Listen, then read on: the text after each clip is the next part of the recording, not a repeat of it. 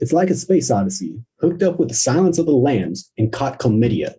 And not for nothing, but Kirk Douglas has a surprisingly sculpted rear for his age. Let's pick these berries.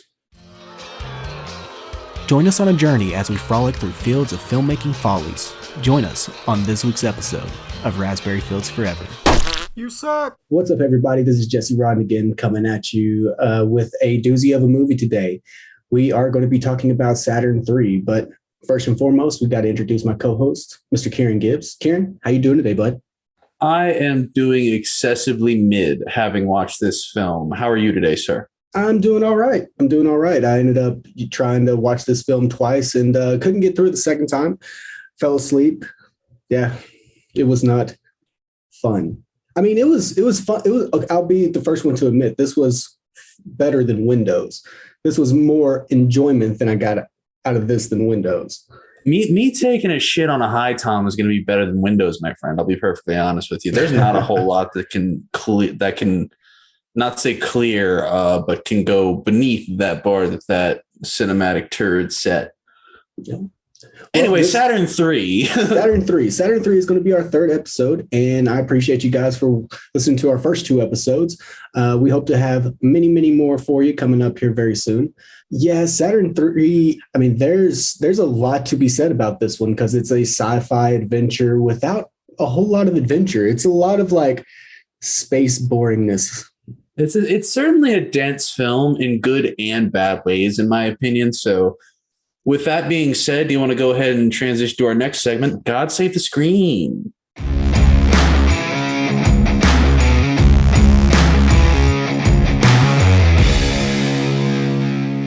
God save the screen!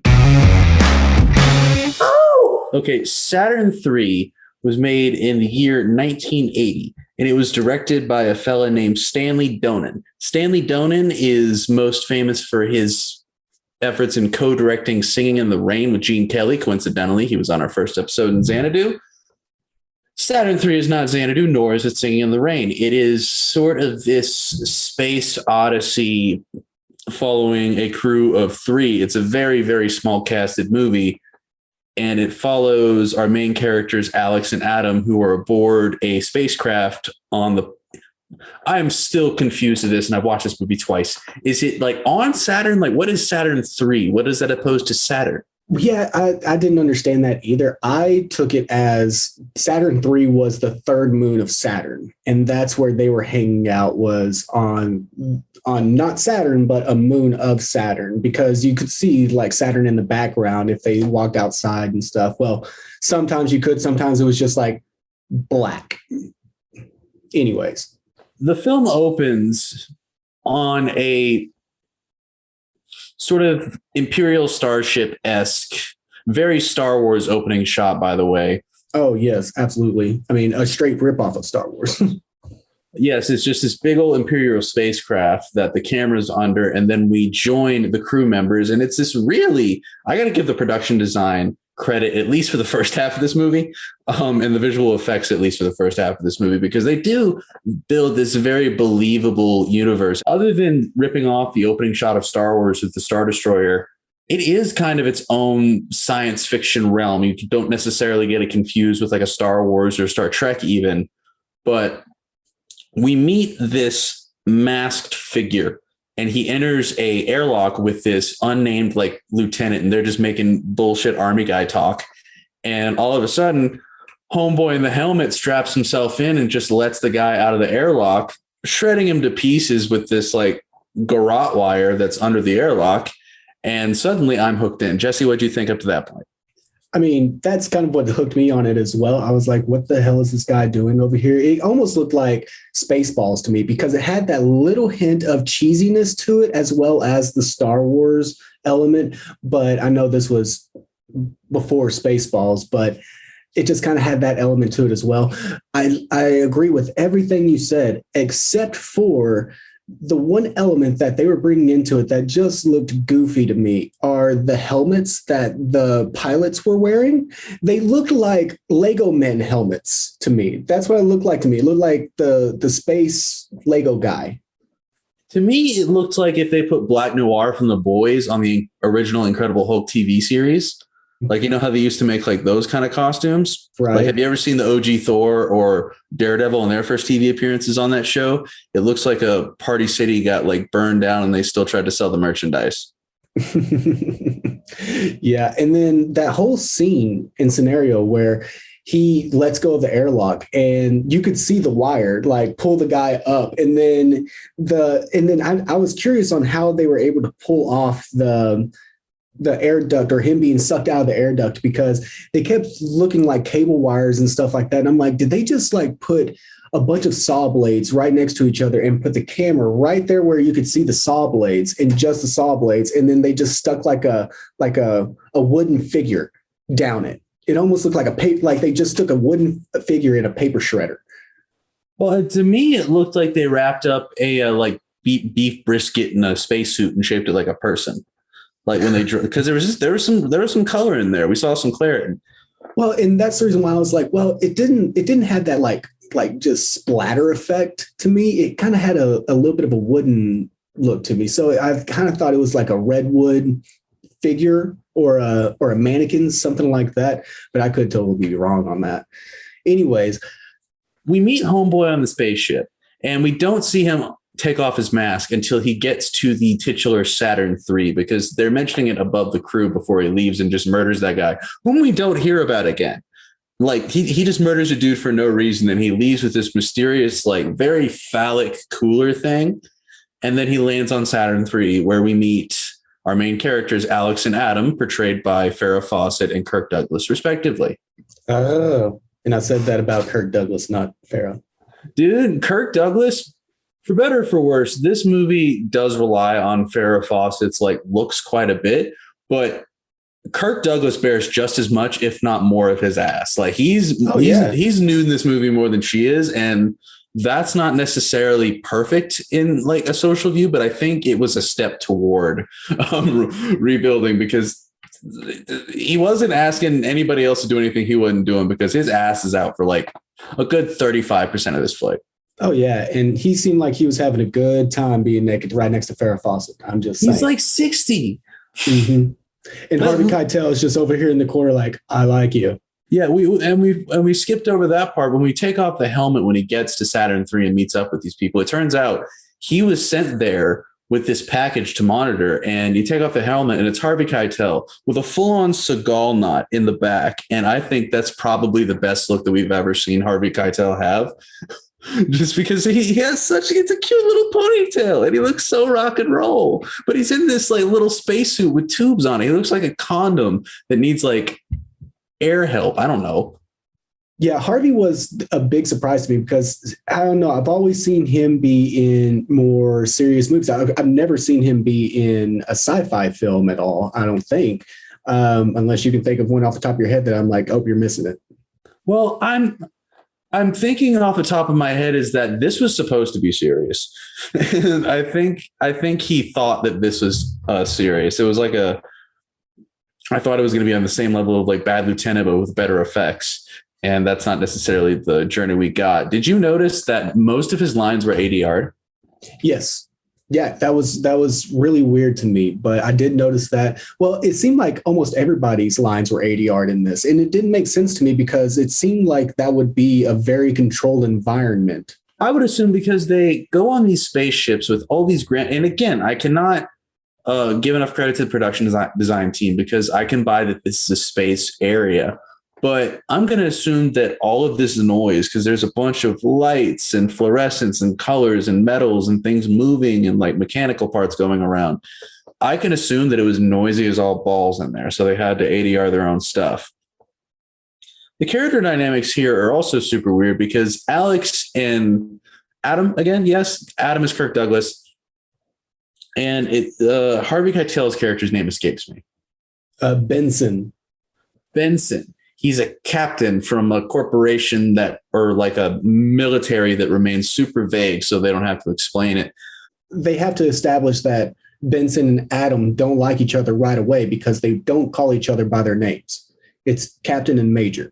Yeah, and again, Kirk Douglas is super old in this movie, and Farrah Fawcett is maybe pushing late 20s, early 30s. Harvey Keitel still pretty young. Oh, yeah. Both of those are pretty young, but Kirk Douglas is up there. I mean, this is during the time where Michael Douglas is around. So, oh yeah, because it's 1980. He's already been in quite a few things by that point. yeah. Adam, since he is so seasoned, I'll put it like that, he has been to Earth, and in this particular future, Earth has kind of become this, we never see it, but from how they describe it, this like really logical yet just like carnal world there where people operate super analytically, but they also just like don't have any boundaries between one another. Right. And that seeps into Harvey Keitel's character because he is a native of Earth. And Adam, Kirk Douglas, is this pretty Kirk Douglas character where he's the hero on the ship of the story. And he's pretty like affable and very charming. But Harvey Keitel is straight up psychopathic in this fucking movie. Like, it is fucking scary. Oh, absolutely. And Alex, on the other hand, a very young woman, has never been on Earth. And she's only, which I questioned when their bond began. And that's sketchy to me, because if she's never been on Earth, how long have they been together? Yeah, that got me too. Because I was thinking the whole time, I'm like, all right, well, it's only them around. So where did he find her, and where were they able to actually like couple together and build this relationship? Because there's just such an age difference between them. It was just very weird. And then, of course, you know, it's not just like, oh, we get a couple kisses from them. No, I mean, we get them, you know, taking showers together and rolling around in the bed together and stuff. And it's a little much at times, but I'm sure that's the reason why Kirk Douglas was like, yeah, I'll do this movie. Yeah, I don't imagine that took a lot of convincing, but from the opening scene, because they're also super vague on what everybody does. They're like, I have no idea what Kirk Douglas or Farrah Fawcett did in this particular movie as a position. All I know is that they're vague science people on a vague science building on Saturn that is under an eclipse, so they can't go outside. And Benson, who is a captain, what have you, he's brought an experiment with him. And again, in a very phallic tube, he is very protective over it. Like, his first line when he gets off the ship and they're all in spacesuits is Adam says, hey, let me take that, trying to be friendly. And Harvey Keitel just does his most flat line. No, it just keeps walking. And that's red flag number one. Like, in space movie continuity, you should immediately tell that dude to get back on his ship and go away, because that is not your friend. That is a space alien who has brought something to kill you. Or am I wrong here? I'd be the same way, because if somebody had something with them that they weren't willing to share with me and we're going to be together for 22 days, I would be a little bit concerned with that. I wasn't really sure on what they did, but I knew that it had something to do with hydroponics and like them needing to feed people on Earth. Like, they were doing some type of experiments up there to see if they could grow plants on Saturn III or around Saturn or something along those lines. It had to do with world food shortage depleting and them needing more food. So that's kind of what I got from that. But yes, like you're saying, Harvey Keitel's character is just so analytical, so methodical, and like is taking so many pills and stuff, and is just staying completely robotic with everything, which is kind of ironic considering where we're going with this story. The second he gets Farrah Fawcett alone, the first thing comes out of his mouth is, I like your body. Can I use it? That just, and the way he said it, because it was clearly overdubbed. I also have a theory that he did a completely different accent on the day of, and he had to just redo all of his lines, because that's just how different the mouthing is. And she's like, no, you can't. I'm with Senator Fucks a lot. And then he also doesn't like Toto for whatever freaking reason. Oh, yeah, there's a dog. I forgot to mention there's a dog. Its name is Sally. There's a dog. I just kept looking at it. I'm like, Toto. Yeah, they immediately don't like each other. And, you know, I think we've established already with these films that one way to make a bad film is to show us a cute animal and have somebody kill it. Well, we haven't gone that far in the story yet, because you're correct. This is the second consecutive week in which we've had butchered pets. And this is equally yet differently hilarious. Oh yeah. This one's makeup for how it died was just amazing to me. It was some of the worst effects ever. It turns out that the phallic tube in which he brought is this test tube that's ginormous, filled with a brain. And in these other robotic tins he seems to have procured, there's this body to a robot.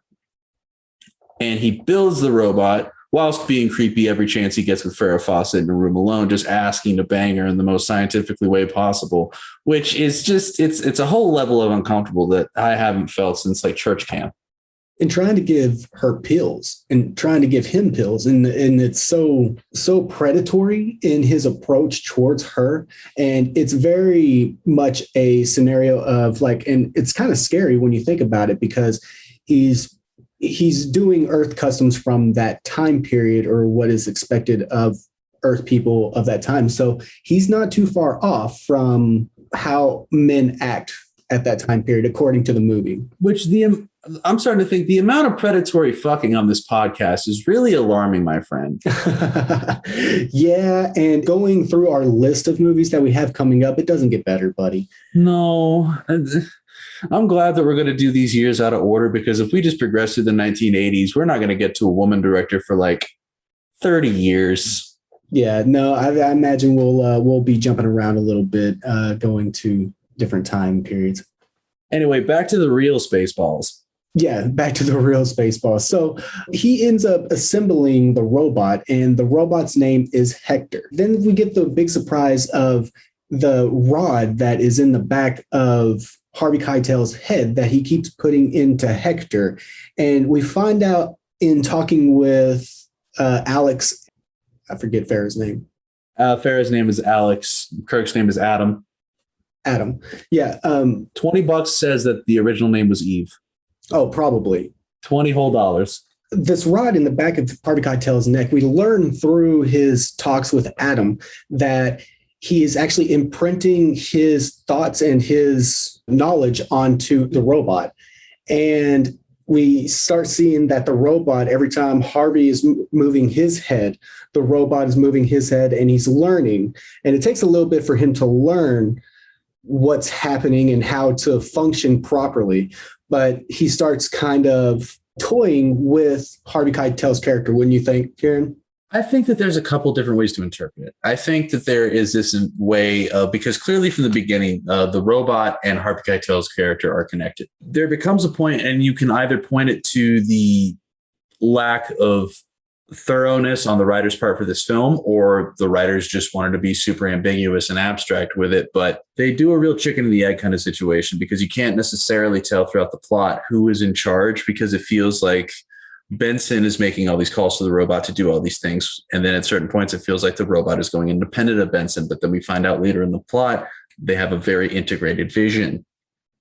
After he finally gets the robot together, Hector, strange things begin to happen. Like the second he starts to use him, like this military corporation science fun thing, whatever the fuck, they sent this robot and it immediately sucks. So you'd think like, okay, let's take this thing apart. And that's what they initially want to do. But Benson is clearly the villain of this piece, and they insist on using it. And like, what was it? I think it was 20 minutes into the robot being built, like he killed the dog. Yeah, it wasn't very long at all. And you knew something was going to happen, because he just kept creeping on the dog through the plants. You just see those eyes wandering in the darkness. And the way they built this robot is he has this long, wide torso and these very long trunk-like legs, but just the skinniest little arms and two little fluorescent tubes as eyeballs, and like a mini mouth that he doesn't talk, and four little clampers that he uses to grab things. And clearly he can't grab things with the clampers that are like natural, because he'll chop them fucking half. And he just wobbles around, because I remember thinking at the beginning of the movie, man, the effects in this movie is really cool. The script isn't all there, but I think that there is a good movie in there somewhere. And I do really think that. But as it progresses and they rely heavier and heavier on the robot, it just looks like someone in there is like an amputee, and they're making him like work the acceleration and deceleration with his mouth. Yeah. Well, you can tell that they put themselves into a corner with that character, because he was so blocky in his movements and stuff like that, that about halfway through the movie, they give him the ability to control other inanimate objects or other machines. And that kind of was their workaround for it, I think, at least. But yeah, you could just tell that they had this idea for this robot and they built it. And I mean, I think the thing stood over 8 foot tall, something like that. And it probably looked amazing, but then in the execution of having to make that robot move, it just didn't work. It just didn't function properly. Like in its movements, it just looked so weird. And then whenever it used its arms and stuff, you could tell that they had to actually speed up that footage, and that arm is actually moving at a snail's pace, and they're keeping up with it. And then it picks up its thing that it needs to pick up, and then it comes back up. And then they just speed up that footage in post, and it just doesn't look right because you can definitely tell that it was sped up. So yeah, like this robot is just like murdering dogs and sniping titties left and right. And Kirk Douglas is obviously just so distraught about this, and he wants the robot taken apart, and he's going to report the commander to whatever authoritative figure they have coming over them whenever this eclipse stops, because this is a 22-day eclipse that flies by. Time is nothing in this movie, and it pisses me off because it's not like a thought-provoking way. It's in a, oh, this is where the story is, so this is how many days along we are. And it made me viscerally angry. Well, and poor Toto, too, because, yeah, the robot kills the dog, but in the most brutal way possible. He splits the dog in half. No, in like thirds. Yeah. And then the dog's just like laying there with its tongue out, and it's got this like ketchup consistency blood. It almost looked like a claymation, like a Wallace and Gromit cartoon. I almost fucking forgot. The first thing that Benson does when he boards the ship and Toto shows up, the dog's name is Sally, but we're just going to refer to it as Toto, even though I think it looks a little bit more like Winn-Dixie, but that's beside the point. First thing he does is he grabs this dog and inspects its butthole. That's the first thing we see between the interaction of Benson and the dog. And Benson is clearly an extension of the robot and vice versa. They have the symbiotic relationship, so he murders the fucking dog because I guess his sphincter wasn't to his liking. He mentions, too, that back on Earth, they looked at dogs as food. So they are at the point on Earth where they are now eating their pets. They don't even consider them pets. They're just things that they eat. Very disturbing. And then this guy didn't pass the psyche valve. So he lives in a very weird dystopian universe where men rule and, well, I mean, I guess it's not very dystopian, is it? Ooh. Oh, don't get political on here. No, we're going to steer away from that. But the politics that are murdering human rights, don't get political. Right.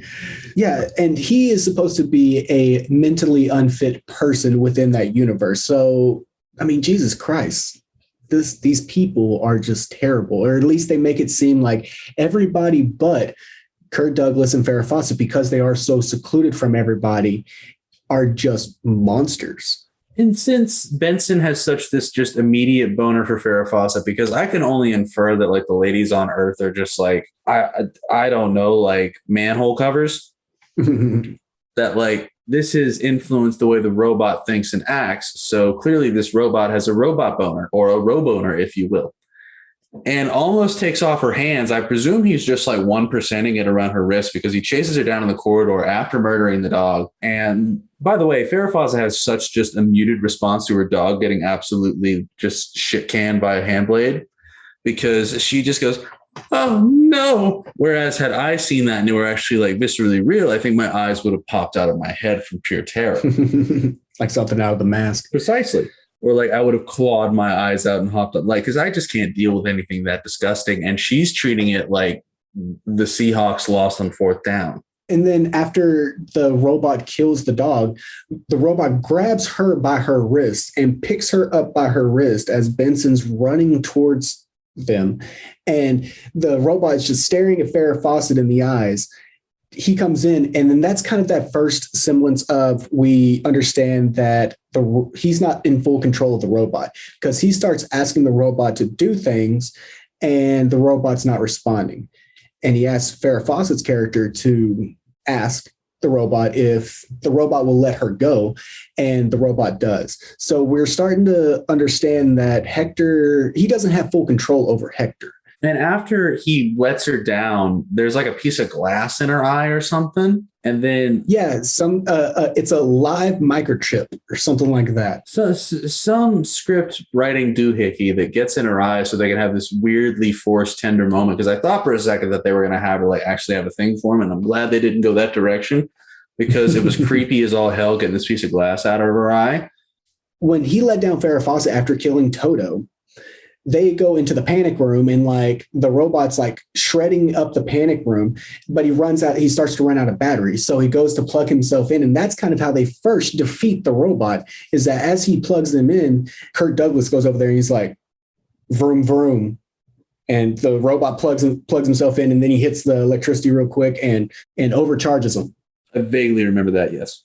And then finally, via some circumstance that I cannot be bothered to remember, Adam gets Benson, I think that's still his name, to dismantle the robot. And he finally does it. But then, twist a hickey, all these machines come to life around him, different miscellaneous external robots, and then put Hector back together.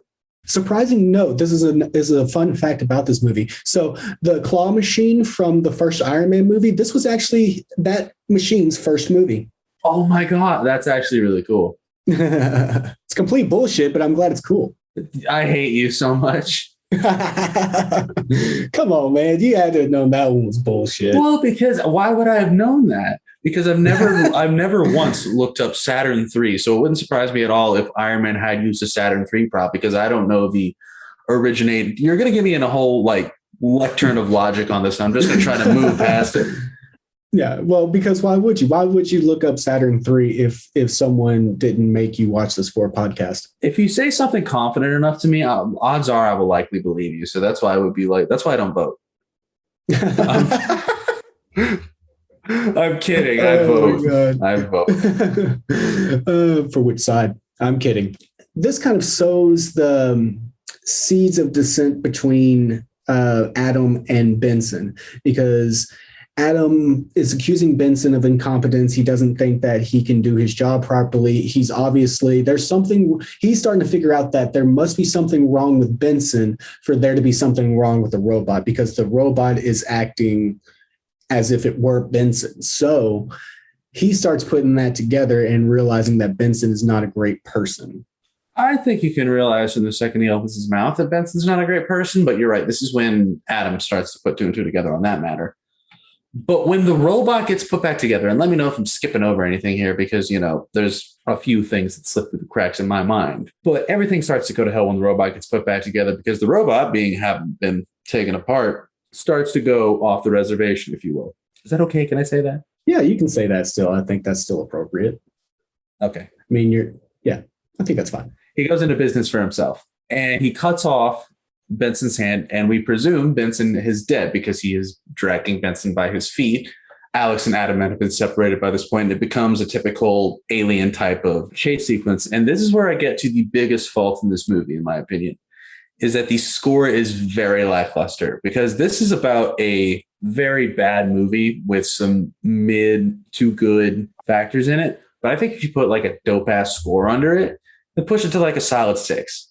And it's kind of weird that you say that, because the person who was actually the composer for this film is Elmer Bernstein, which he actually was the composer for The Magnificent Seven, To Kill a Mockingbird, The Great Escape, Far From Heaven, Cape Fear, My Left Foot, True Grit. So he has done some amazing movies. Well, he must have phoned it in hard, because I think the biggest fault in this movie is that there could have been successful tensile moments, but these moments are completely undercut either by silence or just very muted bumps. And I think the thing they were going for is like the unpredictability of space, but then they would have portions of the movie with like a pretty good score, but they didn't keep it consistent throughout. And I think that just completely flattened the pace of it and made responses flat in turn, because these scares that they go for with this big robot chasing everybody around this big old spaceship, it doesn't work, because it's just like step, step, step, step, step, step, step, step, step, step, step, step, step, step, with no music behind it and just these clear cuts.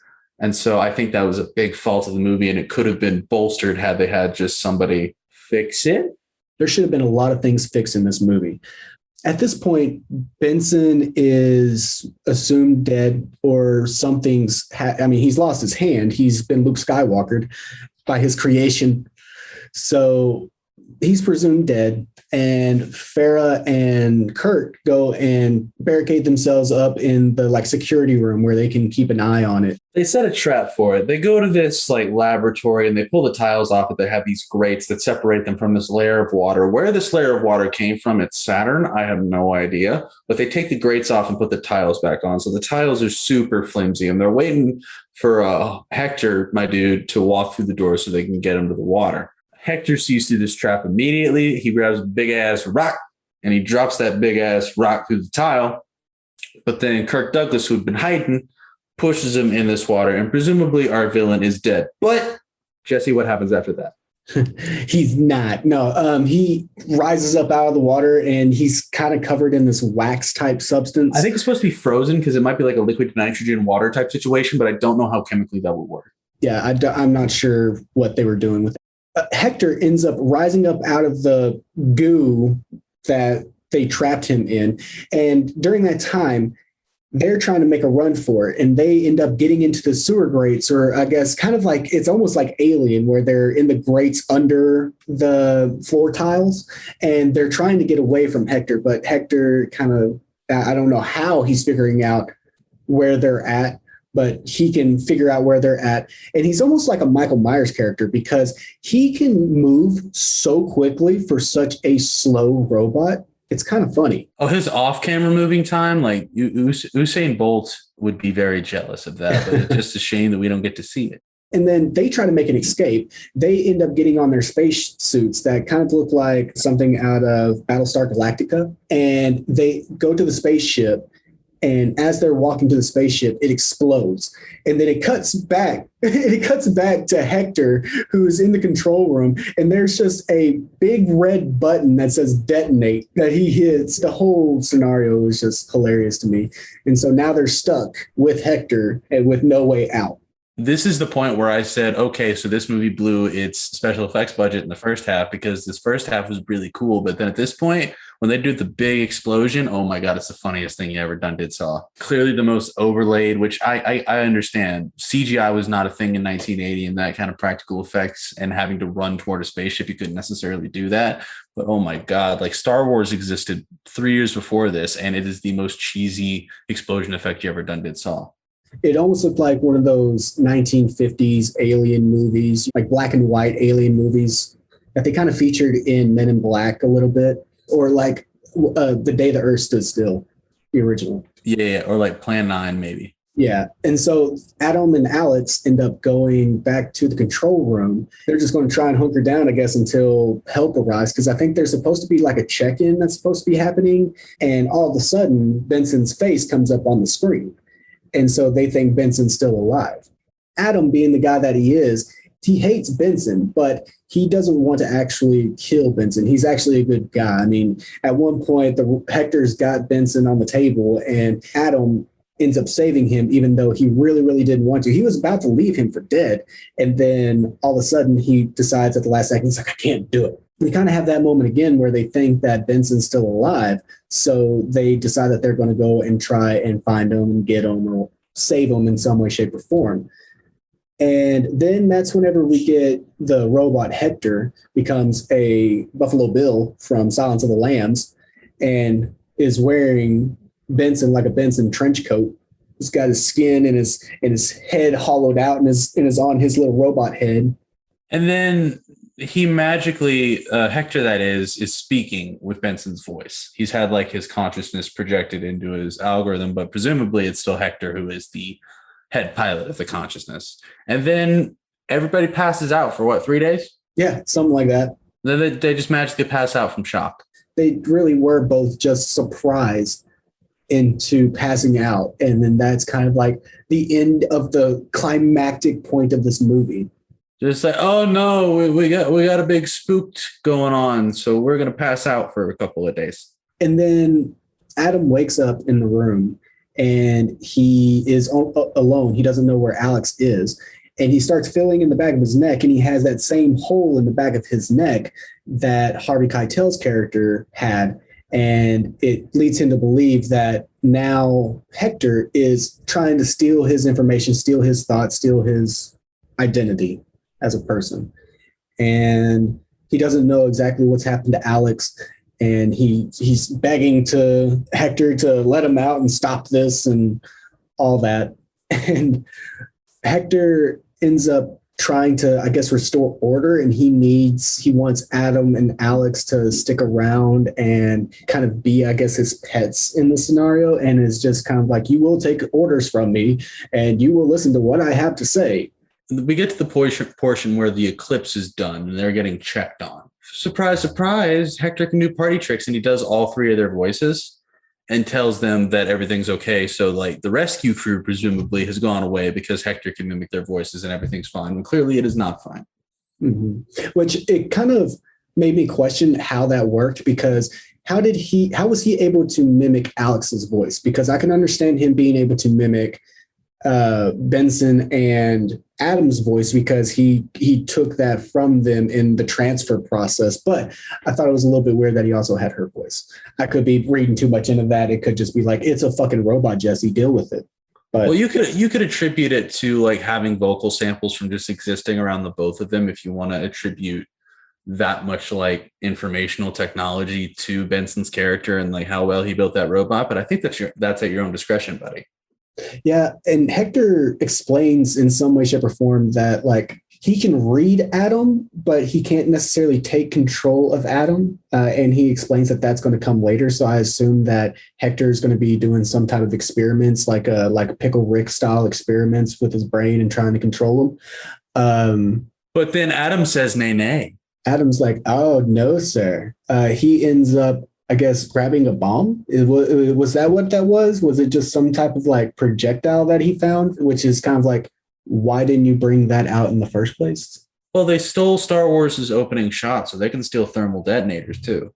But I mean, why are you bringing them up at this late in the game? Because the screenwriter said so, John Barry. Okay. All right. Fine. I'm sorry. Dude, anything that isn't Windows, I'll give a little bit of leeway. Well, and then we kind of figure out what's going to happen too, because Adam tells Alex that she will see Earth for the first time. And so that kind of leads you to believe right then and there that, okay, well, Adam's going to make the sacrifice and Alex is going to get away. And that's essentially what happens. So Hector ends up walking too close to the pit. Adam takes the projectile and tackles Hector into the pit and just explodes it. He just gives him a good old shove. Yeah. That's what it takes to end this movie. A good old fashioned shove.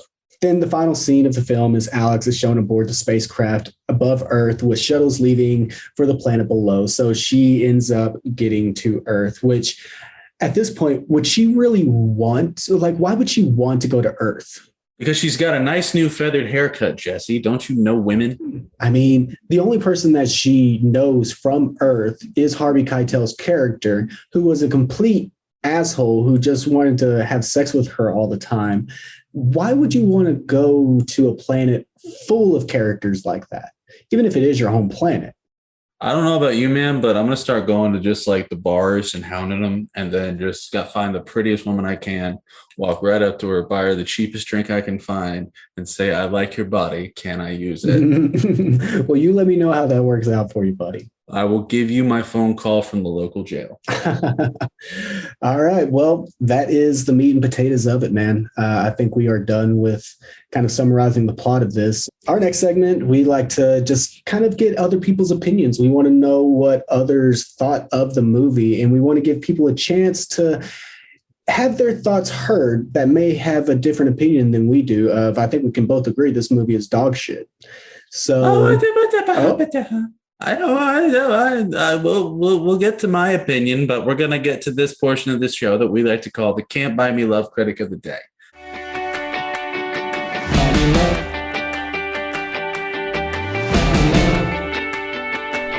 It's the Can't Buy Me Love reviews of the day. Come on, let's hear them out. Aw, hell nah. So, Jesse, what's your quote? All right. So my quote is a very short one. This one is from Ken Hank of the Mountain Express in Asheville, North Carolina. He says, surprisingly entertaining sci-fi flick, but not really good. but he actually gave it a good review. He gave it a 4 out of 5 stars. What was his name? Ken Hank. Ken Hank, you were a champion among men, because I could not agree with that sentiment of this particular cinematic endeavor more.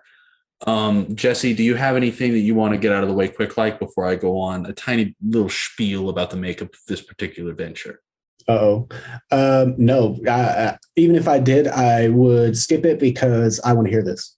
I guess that brings us to our next segment, which is it's the end of the flick as we know it. And I feel fine. And now, for the moment you've been waiting for, it's the end of the flick as we know it! No, seriously, get out. Go on. Get. Shoot. Okay, so I liken this movie a lot to Ad Astra in that there is very striking visuals to a point, very sexy big name actors, and I couldn't tell you what the fuck was going on for about 2 hours of it. But think about this. There is a very intriguing and encapsulating story, I think I'm using that word correctly, in a reality where there is this very happy couple who are like scientists on a very remote planet, and they're joined by this very separated and isolated commander who's brilliant but like sweet, and he brings this robot because it's a genuine, like, you can make it not stupid, because a lot of like the corporate pieces that need to fall into place of the script can happen are very arbitrary. But if you actually think things through a little bit and like put them to actual real life processes, it might be somewhat more believable. You have like this fucking Joker type character who I'm not going to like identify with, and you hope nobody identifies with, but this slightly lovable fucking lunatic who's this commander, and he brings this robot over, and he has a crush on the one lady. He doesn't like try to actively sexually assault her. He's just like develops a harmless crush, but the way he develops this robot, it like translates through that, and the robot starts to act on its own, and you can play with themes of like artificial intelligence's relationship with emotions. And I think that there ultimately is a decent film at this core. Is that the one I watched? No, that one was a bit shit. Is that your final opinion of this film? Yeah, I've maintained for a long time that you should consider remaking bad movies before you remake good movies, because I'm not against a remake. I think some very good remakes have happened. But we should start to remake ones that weren't very good. And I think Saturn 3 could be one of those things that you could revamp with a different idea. I can get behind that because there's something there with it. There's obviously the shell of a good movie. It just wasn't fleshed out properly, or there may have been like just so much of this movie left on the cutting room floor because there wasn't a lot of explanation as to what things were happening. They were just assuming that the audience knew and were following along.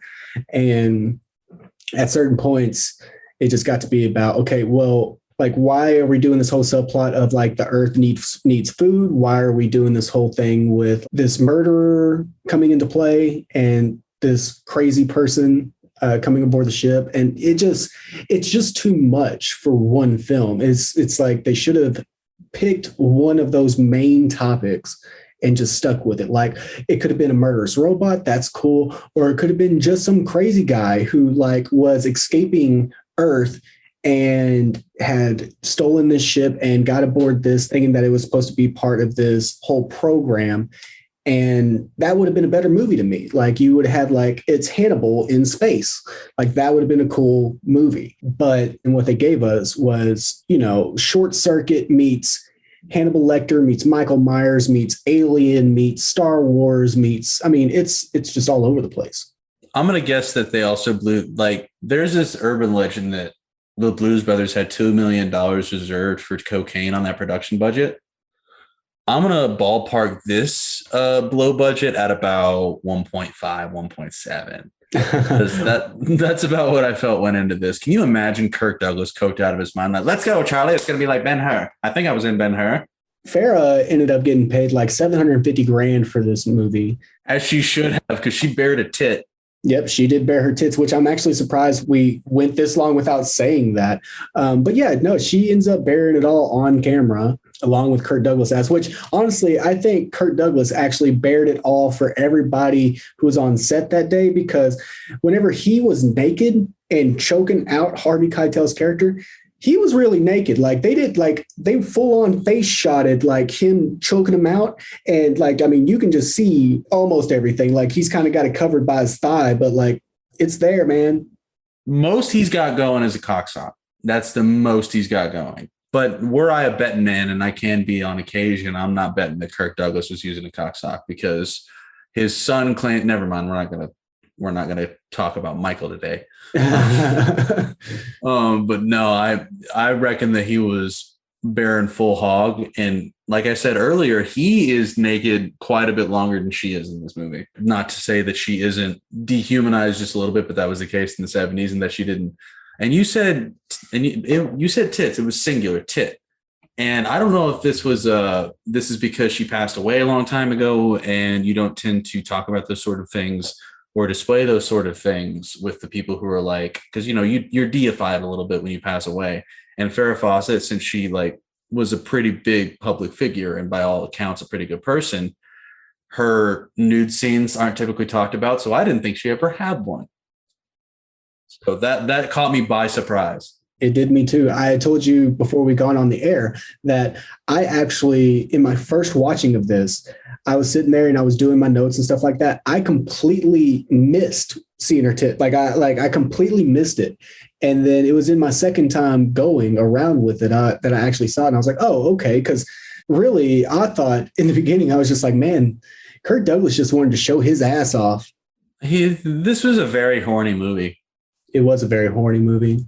And a very like drug fueled movie too, because of just the constant wanting to take pills. I really don't want to crawl inside the head of the screenwriter, but then again, I kind of do, because it's either really sad, really fun, or really scary. All right. Well, it's the end of the flick as we know it. Yeah, I mean, final thoughts. This movie just wasn't great. I mean, the only reason why I would say to watch this movie is if you want to see some Kirk Douglas ass, or if you want to see Farrah Fawcett. That's really the only thing that this movie has going for it. I mean, if you get your laughs from cringe humor, by all means watch this thing. But other than that, if you are avid in production design, it might be a good reference point. There's a good core there. I'm going to pop it about right in the middle at about a 6. Okay, so on your sour scale, you're not putting it. So you're putting it above Windows, but it's not as good as Xanadu. No, Xanadu, in other aspects, it's a failure where Saturn 3 succeeds. But Xanadu is just a lot more, but I don't know why I'm saying this, it's a lot more cohesive. I think it's cohesive emotionally. I think it doesn't make sense in points, but I think it's just fun enough to keep me involved. Whereas Saturn 3, it's fun in places from its absurdity, but those moments are fewer and farther in between, and it's more of a slow burn. Okay, well, my choice for the sour scale is, I guess, very similar, because I want to put mine, currently my scale sits at 5, I've got Xanadu, and at 6, I've got Windows. I think that I'm probably going to move Xanadu up. We'll move that one up to 4. And then I'm going to put this one right in the middle at 5. This one's going to be the middle ground. Because you're right. I think that it's not as good. Better than Xanadu. No. It's not better than Xanadu.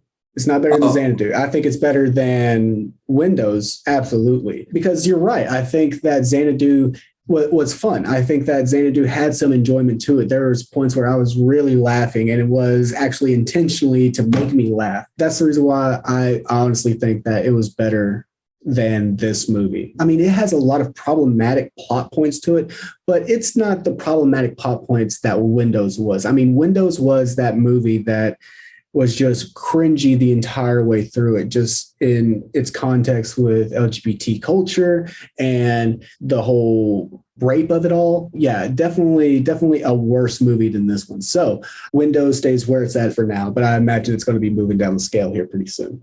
No, I genuinely can't imagine anything worse than Windows. Like, I don't love, like, we're going to get to cruising later, and I've already seen that, but I'm going to have to watch it again to refresh some points. But there's the most tiny bit of merit and justification there where it doesn't exist with Windows.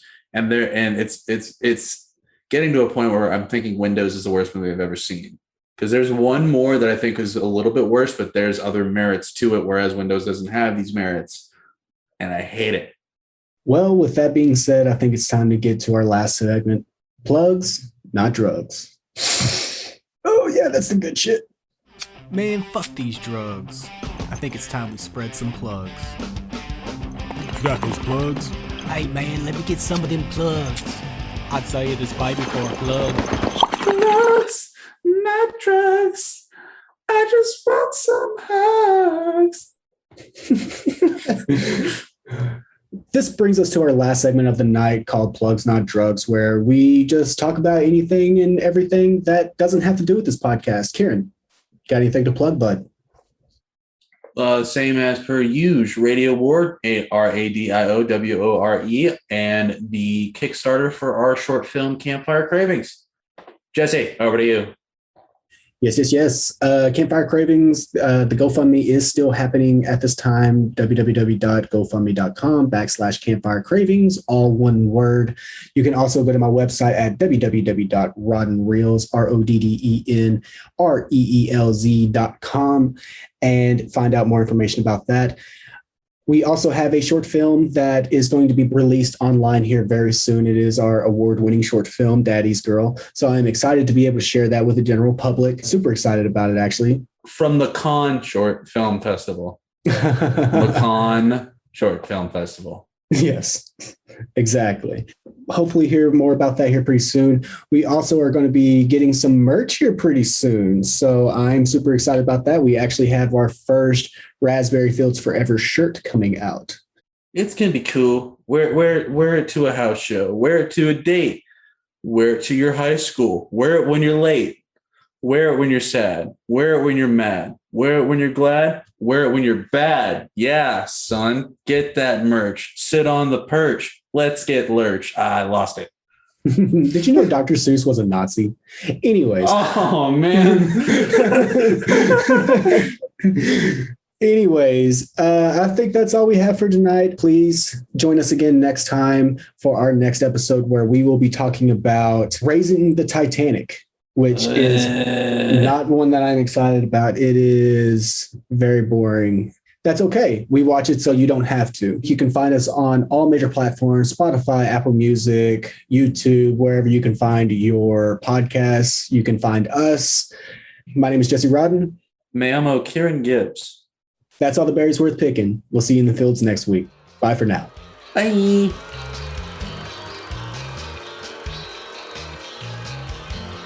You've been listening to Raspberry Fields Forever, a Rod and Reels podcast. Available on Apple Music, Spotify, YouTube, or wherever else you receive your podcast. You can go to the website www.roddenreels.com for even more content. Thanks for listening.